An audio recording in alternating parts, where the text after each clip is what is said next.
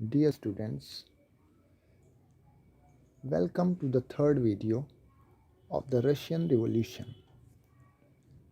आज हमें स्टार्ट करना है सोशलिज्म इन रशिया। 1914 के पहले, मतलब जिस साल फर्स्ट वर्ल्ड वॉर स्टार्ट हुआ उसके पहले रशिया में सारी पॉलिटिकल पार्टीज़ को बैन कर दिया गया, इलीगल डिक्लेयर कर दिया गया। Russian social democratic workers party, जो कि 1898 में बनाई गई थी सोशलिस्ट के द्वारा, जो कि मार्क्स को फॉलो करते थे, लेकिन गवर्नमेंट की पॉलिसी ऐसी थी कि इसे भी एक इलीगल ऑर्गेनाइजेशन बना दिया गया और इस पार्टी को भी छिपे तौर पर अपना काम करना पड़ता था। पार्टी ने अपना एक न्यूज़पेपर भी पब्लिश किया और ये वर्कर्स को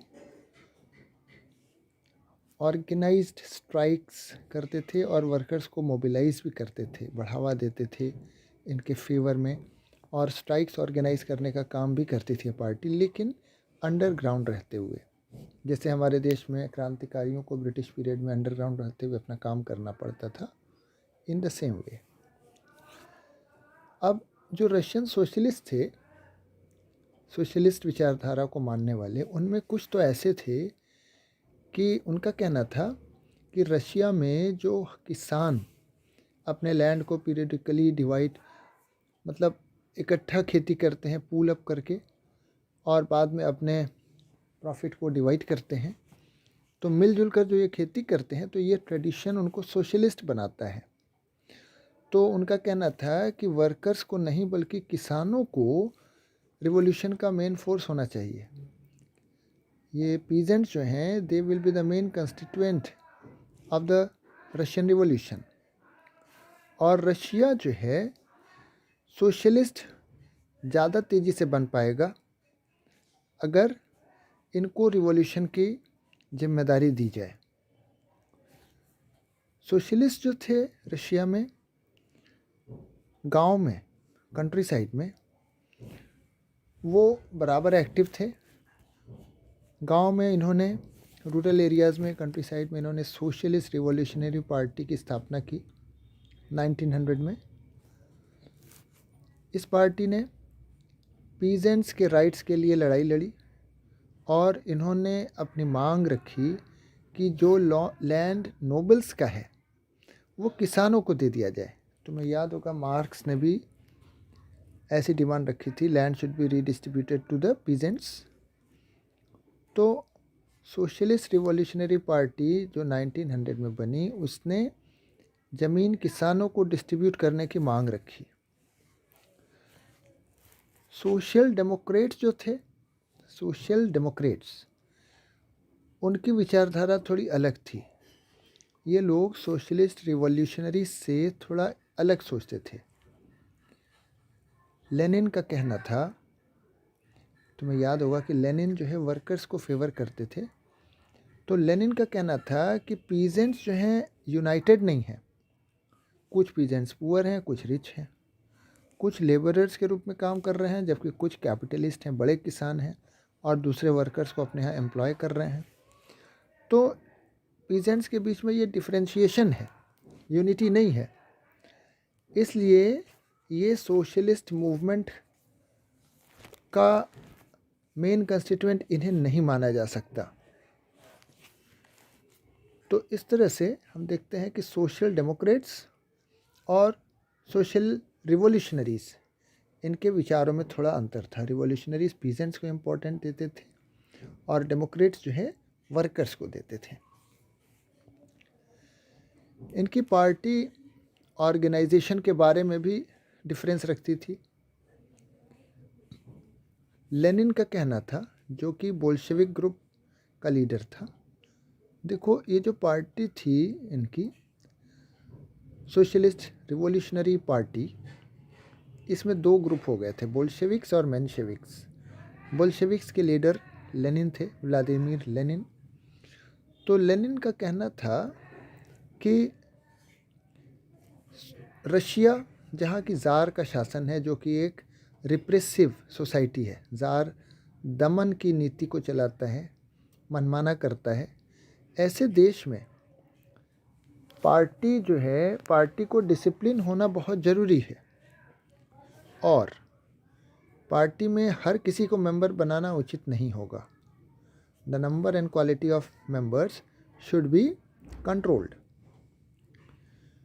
और जो दूसरा ग्रुप था मेंशेविक्स का, इनका कहना था कि पार्टी ओपन होनी चाहिए सभी के लिए, anybody can become the member of the party, जैसा कि जर्मनी में भी होता था।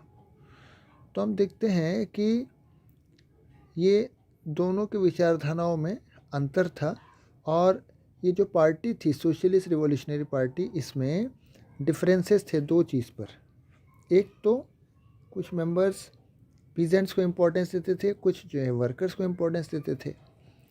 दूसरा डिफरेंस ये था कि ऑर्गेनाइजेशन के बारे में बोल्शेविक्स के अकॉर्डिंग पार्टी के मेंबर्स को कंट्रोल करके रखना चाहिए, डिसिप्लिन्ड मेंबर्स को चुनना चाहिए, anybody should not become the member of party. जबकि मेंशेविक्स का कहना था कि नंबर बढ़ाना चाहिए, more and more members of the party so that they can be more influential. अब देखो 1905 रिवॉल्यूशन की बात करते हैं। रशिया एक ऑटोक्रेसी था, मतलब रशिया का जो ज़ार था वो ऑटोक्रेटिक रूलर था, निरंकुश राजा था, मनमाना करता था, इसे कहते हैं ऑटोक्रेटिक रूलर। यूरोप के अन्य रूलर्स से यहाँ पर एक डिफरेंस था। Even at the beginning of the 20th century, tsar जो है अभी तक ही was not subject to parliament, वो पार्लियामेंट को मानता नहीं था, वो अभी भी मनमाना ही करता था। तो रशिया में जो लिबरल्स थे वो इस कंडीशन को ख़त्म करना चाहते थे। तो liberals, social Democrats, social revolutionaries, peasants और वर्कर्स, इन सब ने मिल के कार्य किया ड्यूरिंग द रिवॉल्यूशन ऑफ 1905, और इन्होंने एक कॉन्स्टिट्यूशन की डिमांड की, क्योंकि ये सभी चाहते थे कि ऑटोक्रेसी ख़त्म हो और जो भी काम हो भले वो ज़ार करे लेकिन वो अकॉर्डिंग टू कॉन्स्टिट्यूशन करे।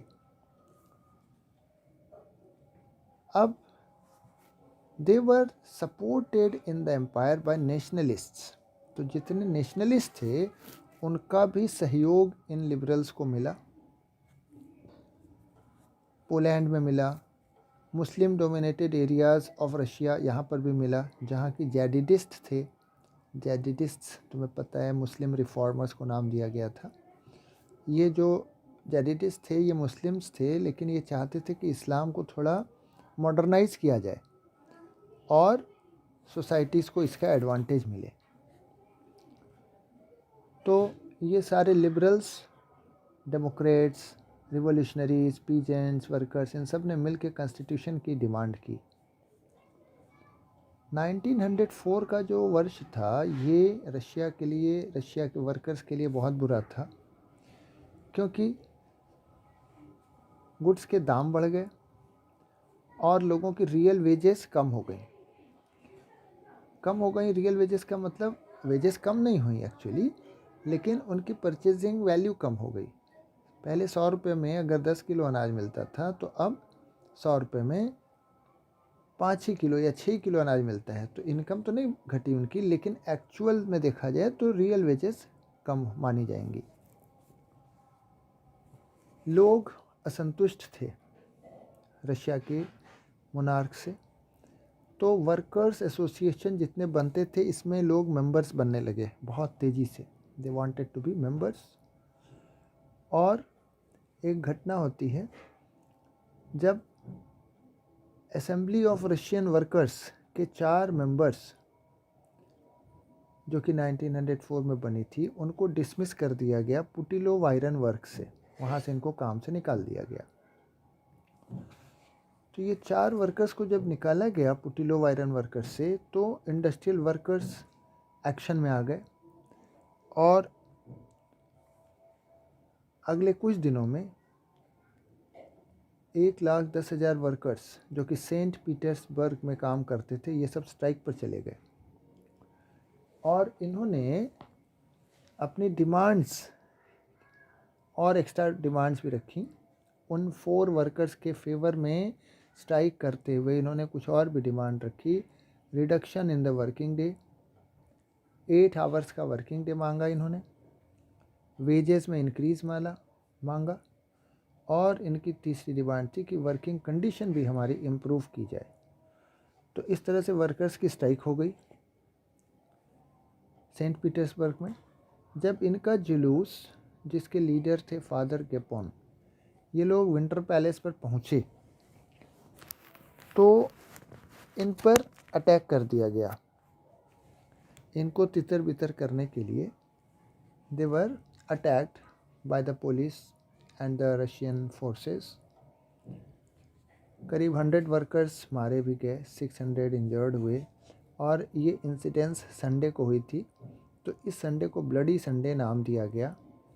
और इसी दिन से 1905 रिवॉल्यूशन स्टार्ट हो गई, क्योंकि इसके बाद से एक के बाद एक घटनाएं होने लगी और उन्हीं को हम मिला के कहते हैं 1905 रिवॉल्यूशन। स्ट्राइक्स पूरे देश में होने लगी, यूनिवर्सिटीज़ बंद कर दी गई, स्टूडेंट्स ने वॉकआउट्स किए क्लास छोड़ के। Complaining about the lack of civil liberties, ये कंप्लेन थी स्टूडेंट्स की कि हमें सुविधाएं नहीं मिलती कुछ।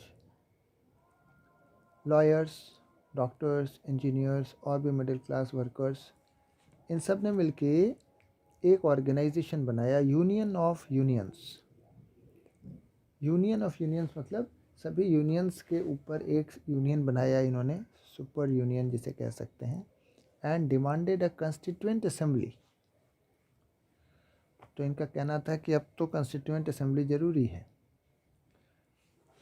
और 1905 रिवॉल्यूशंस के दौरान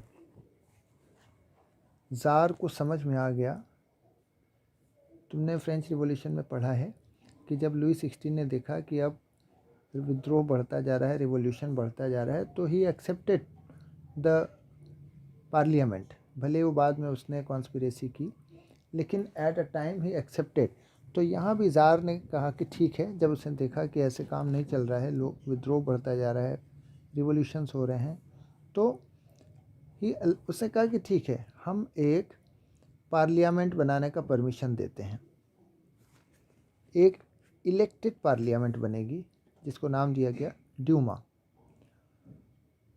और ड्यूरिंग द रिवॉल्यूशन बहुत सारे ट्रेड यूनियंस और फैक्ट्री कमिटीज़ बने, जिसके मेंबर्स थे फैक्ट्री वर्कर्स। 1905 के बाद most of the committees, unions, इन सबको अनऑफिशियली काम करना पड़ा, क्योंकि इन्हें इलीगल डिक्लेयर कर दिया गया। तो इनका एक्सेप्टेंस नहीं हो पा रहा था। Tsar was not ready to accept this organisations और इनको इलीगल डिक्लेयर किया। पॉलिटिकल एक्टिविटी पर सीवियर कंट्रोल लगा दिया गया। ज़ार ने पहली ड्यूमा जो कि इलेक्टेड थी उसको 75 डेज़ के अंदर डिसमिस कर दिया, और फिर उसके बाद दूसरी पार्लियामेंट बनी, सेकेंड ड्यूमा, उसे भी 3 महीने के अंदर ज़ार ने डिसमिस किया। ज़ार जो है ऑटोक्रेटिक रूलर था और वो नहीं चाहता था कि कोई उससे क्वेश्चन करे, वो अपने पावर को लूज़ करना नहीं चाहता था। So he did not accept any questioning, वो अपने पावर को रिड्यूस करना नहीं चाहता था, तो उसने एक थर्ड ड्यूमा बनाई। तो अब देखो, थर्ड ड्यूमा बनाने के पहले इसने क्या किया, पहले वोटिंग लॉज को चेंज किया। वोटिंग लॉज को चेंज करके तब थर्ड ड्यूमा का इलेक्शन करवाया, और उसमें उसने अपने सपोर्टिव लोगों को, कंजर्वेटिव लोगों को ही मेंबर बनने दिया। इसने वोटिंग लॉज में ऐसे चेंजेस किए कि अब लिबरल्स और रिवॉल्यूशनरीज़ को इलेक्ट किया ही न जा सके, उनको अलग रखा गया। Liberals and radicals were kept out, और जिनको इलेक्ट किया गया वो ऐसे लोग आए जो कि ज़ार को फेवर करेंगे। ये ज़ार का एक्शन था।